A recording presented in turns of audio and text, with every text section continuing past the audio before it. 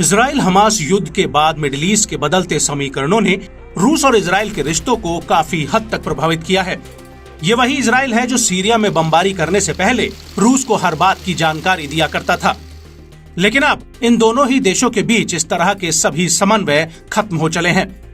रूस ने इजराइल पर हमास के हमले की निंदा तो की, लेकिन साथ ही इजराइल की फिलिस्तीनियों पर की गई कार्रवाई का भी भरपूर विरोध किया। यहाँ तक कि इजराइल युद्ध शुरू होने के बाद से ही रूस लगातार हमास के नेताओं को अपने यहाँ बुलाता रहा है और अब संयुक्त राष्ट्र में रूस ने इजराइल की जमकर आलोचना की है। लेकिन अब इस पूरे घटनाक्रम में एक नया मोड़ आया है।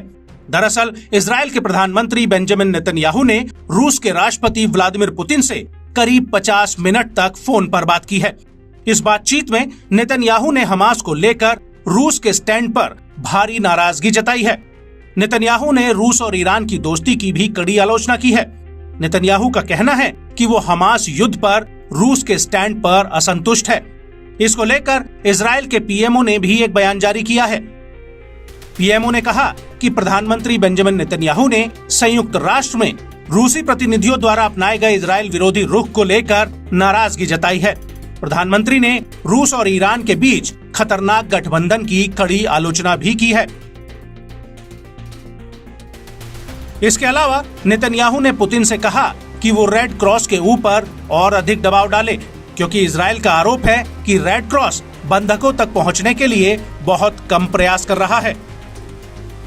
लेकिन रूस की सरकारी न्यूज एजेंसी तास के अनुसार पुतिन ने नेतन्याहू से कहा कि रूस आतंकवाद को खारिज करता है, लेकिन वो गाजा के नागरिकों की इस गंभीर स्थिति का समर्थन नहीं करता है।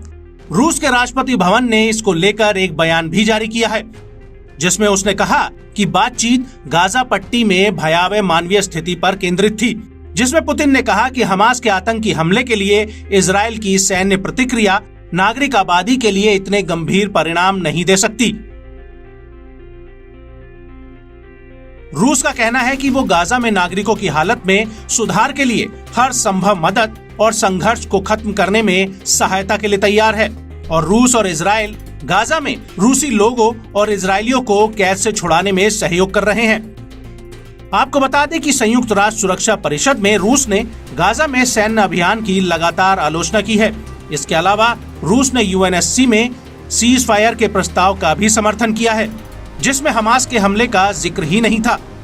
हालांकि ये बात अलग है कि रूस ने इजराइल के अपनी रक्षा के अधिकार का सपोर्ट किया है, लेकिन उसने गाजा में हमास से निपटने के क्रूर तरीके की आलोचना भी की है।